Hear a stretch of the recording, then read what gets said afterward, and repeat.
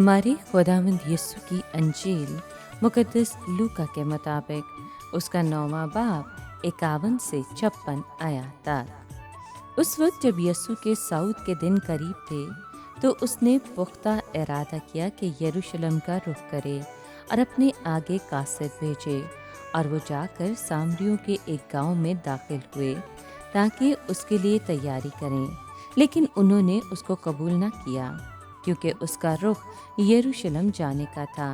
اس کے شاگردوں یعقوب اور یوحنا نے یہ دیکھ کر کہا کہ خداوند، کیا تو چاہتا ہے کہ ہم حکم دیں کہ آسمان سے آگ اترے اور انہیں بھسم کرے؟ تب اس نے پھر کر انہیں جھڑکا، تب وہ دوسرے قصبے کو چلے گئے۔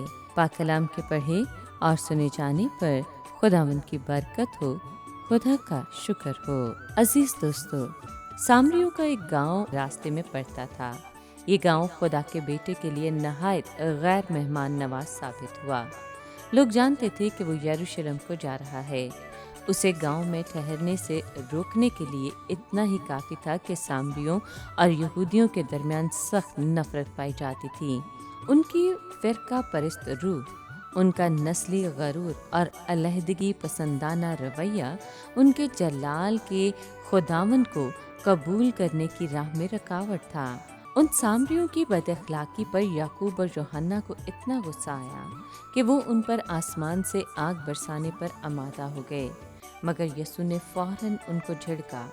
وہ لوگوں کی جان برباد کرنے نہیں بلکہ بچانے آیا تھا۔ یہ ہمارے خداوند کا صالح مقبول تھا۔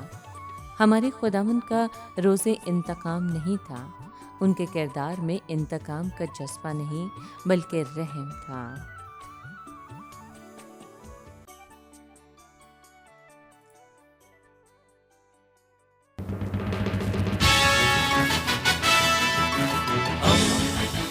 دوستی کا پیمبر، ریڈیو ویریتاس ایشیا۔